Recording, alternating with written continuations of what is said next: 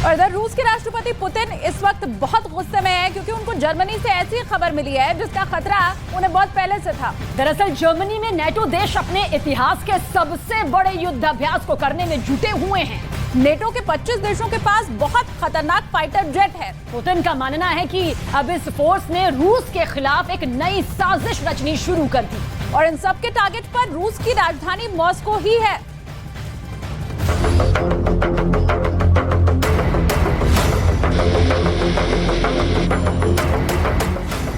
एक, दो, तीन, चार, 5, 6, 7, 8।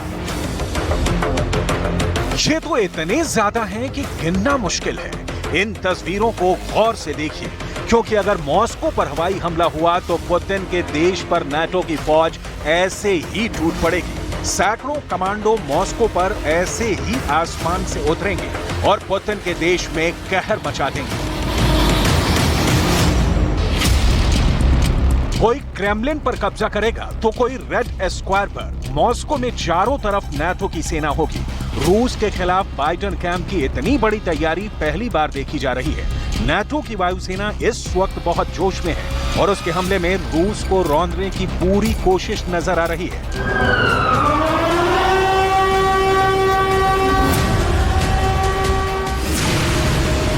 देखिए दूसरे जहाज से कैसे कमांडो उतर रहे हैं। पैराशूट बांधे इन कमांडोज को एक के बाद एक हमले के लिए लॉन्च किया जा रहा है। ये किसी भी युद्ध की सबसे खतरनाक तस्वीर होती है, क्योंकि तब एक फौजी सिर पर कफन बांधकर दुश्मन के इलाके में उतरता है और युद्ध शुरू कर देता है। आसमान से उतरती इस किलर मशीन को देखकर किसी भी दुश्मन की रूह कांप जाएगी। ये ऐसी फौज होती है जो कब्जा करने के लिए जान से मार देती है, जो दुश्मन को जिंदा नहीं छोड़ती। आखिर ये सब हुआ कहां? नाटो ने ऐसी दिलेरी कहां दिखाई?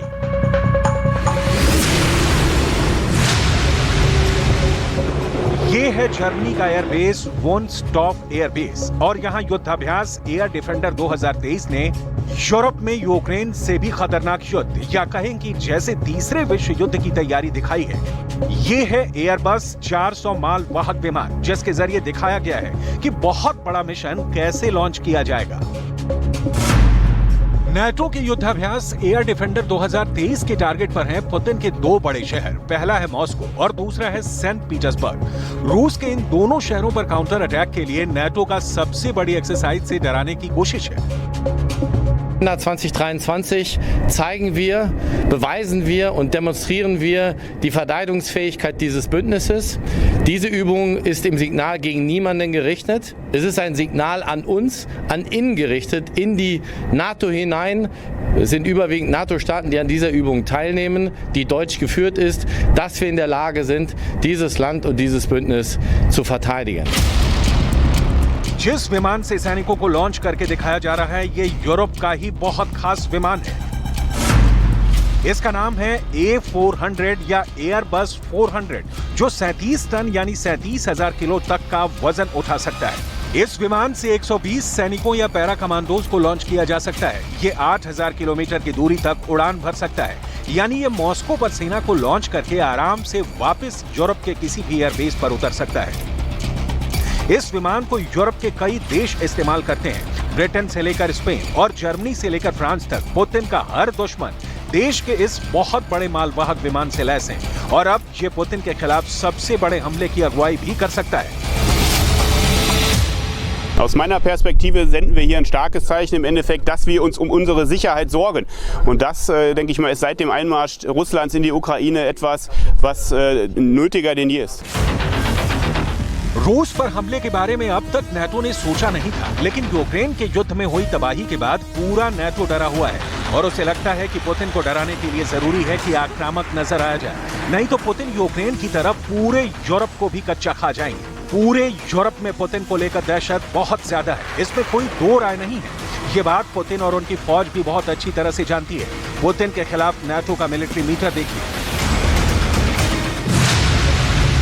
अब तक नाटो का ये डिफेंसिव या रक्षात्मक नीति पर चलता रहा है। यूक्रेन की आड़ में रूस से लड़ता रहा है, लेकिन अब इसके मीटर का कांटा आक्रामक वाले दर्जे पर पहुंच चुका है और एयर डिफेंडर 2023 वाला युद्धाभ्यास इसकी मिसाल है। यही वजह है कि यूरोप से अब बहुत ही खतरनाक फाइटर जेट भी लॉन्च हो रहे हैं। ये वीडियो पुतिन को डरने पर मजबूर कर सकता है, क्योंकि खतरा परमाणु हमले का भी है। ये अमेरिका का F-13 है।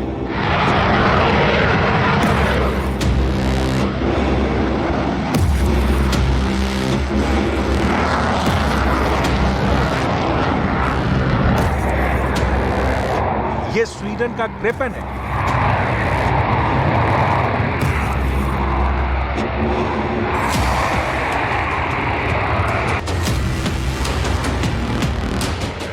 ये ब्रिटेन का यूरोफाइटर है।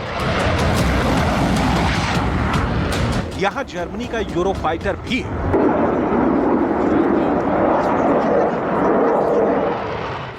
ये फ्रांस का राफेल फाइटर है।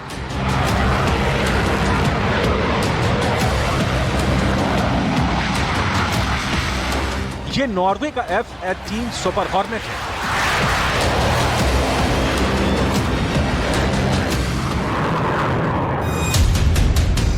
ये बेल्जियम का F-16 है।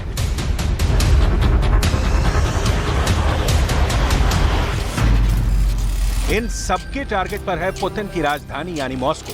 ये फाइटर हर दिशा से उड़ेंगे और इनके निशाने पर होगी रूस की कैपिटल। रूस पर सबसे बड़ी बमबारी के लिए यूरोप और नाटो की एयरफोर्स पूरी तरह तैयार है। अगर ये विमान रूस की सरहद में घुस आए तो क्या होगा? क्या पुतिन इन्हें रोक पाएंगे या ये मॉस्को पर ऐसी बमबारी करेंगे कि नौबत वर्ल्ड वॉर की आ जाएगी?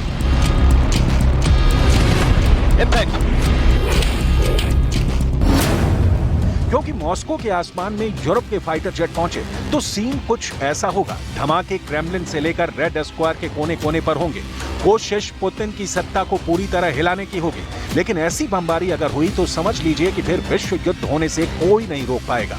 ये खतरा नाटो को भी है। ये पुतिन से लेकर बाइडेन तक जानते हैं, लेकिन डर यही है कि नाटो की फाइटर, चाहे वो F-35 हो या फिर यूरोफाइटर, वो F-16 हो या ग्रिपेन से लेकर राफेल तक, पुतिन के शहर पर टूटना चाहते हैं और बम बहुत ज्यादा बरसाना चाहते हैं।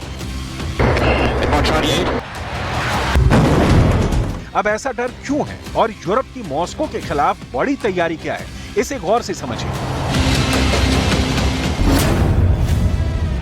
नाटो अपने इतिहास का सबसे बड़ा हवाई युद्धाभ्यास करने जा रहा है। नाम है एयर डिफेंडर। इसमें 25 देशों के 250 से ज्यादा जहाज रूस पर हमले की प्रैक्टिस करेंगे। इसमें 100 से ज्यादा विमान अमेरिका के हैं। इस युद्धाभ्यास में 2000 से ज्यादा उड़ान भरी जाएगी। इस एक्सरसाइज में 10,000 से ज्यादा वायु सैनिक शामिल होंगे, जिसमें सिर्फ अमेरिका से 2000 स्टाफ होगा। यानी इस पूरे युद्धाभ्यास के पीछे बाइडेन कैंप की साजिश है, ऐसा पुतिन का मानना है।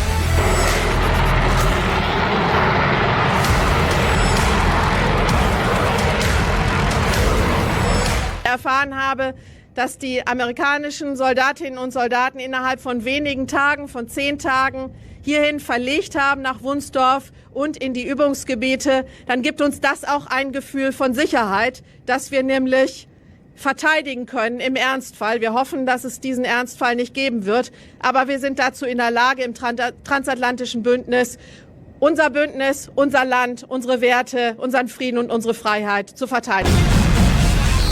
इस युद्धाभ्यास में उत्तरी यूरोप से लेकर बाल्टिक देशों का पूरा एयर स्पेस इस्तेमाल किया जा रहा है। यहाँ हर मिशन का टारगेट सिर्फ और सिर्फ रूस है, पुतिन है, उनकी एयरफोर्स है और रूस के शहर है। इस युद्धाभ्यास में देखा जा रहा है कि कैसे युद्ध के दौरान रूस के खिलाफ मिशन शुरू किए जाएं, कैसे विमानों को एक बेस से दूसरे बेस या फिर रूस के करीब तक ले जाया जाए। I mean, it's a logistical challenge, and logistics are a huge part of any operation. And so we basically would take larger aircraft, like a C-17, would fly the equipment into here, and then from here we would distribute it out on the smaller, more tactical aircraft. अभी इस युद्धाभ्यास की मेजबानी Germany कर रहा है, जहां के बहुत से एयरबेस इस एक्सरसाइज को लेकर एक्टिव कर दिए गए हैं। साथ में इधर नीदरलैंड्स और चेक गणराज्य में भी ऑपरेशन किए जाएंगे। हैरत की बात यह है कि कलिनिनग्राड को भी लेकर नाटो डरा हुआ है और रूस के इस इलाके की तरफ वो कोई उड़ान नहीं भरेगा।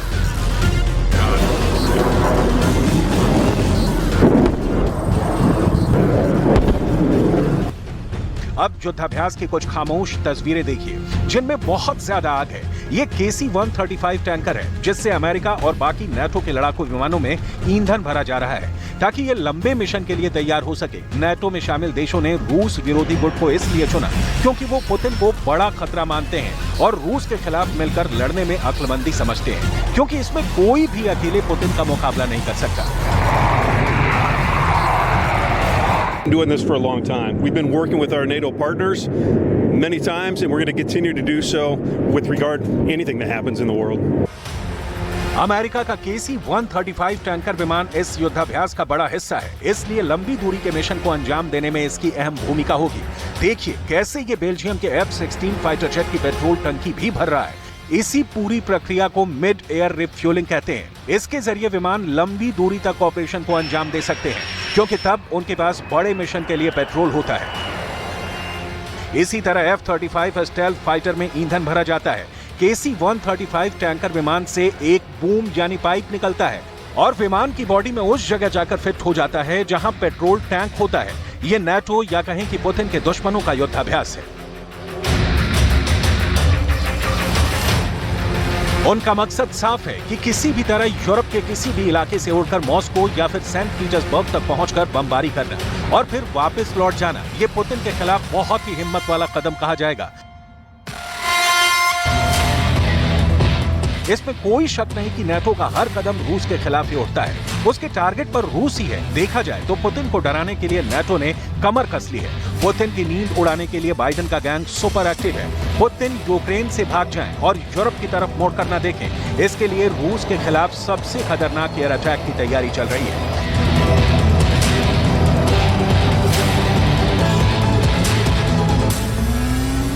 We need to make sure that we're having these strong relationships for the future and to be able to build all these connections with all these other states that are here, all the other NATO countries that are represented as well. It's a huge moment in history, the largest NATO exercise, and we're just humbled and really happy to be a part of it. Air defender 2023 से एक बात साफ है, वो ये कि इस मुकाबले में दुनिया के सबसे आधुनिक फाइटर जेट अगर एक दूसरे के सामने हैं, ये मिलकर पुतिन की एयरफोर्स को हराना चाहते हैं। इनका पुतिन के विमानों से आमना सामना हो गया तो ये यूरोप के आगे की टक्कर होगी। ऐसे हालात में विश्व युद्ध को रोकना मुश्किल हो जाएगा और नौबत परमाणु युद्ध की भी आ सकती है। ये डर इसलिए क्योंकि इन फाइटर जेट्स की वजह से यूक्रेन से भी बड़ा युद्ध भड़कने का खौफ बढ़ने लगा है।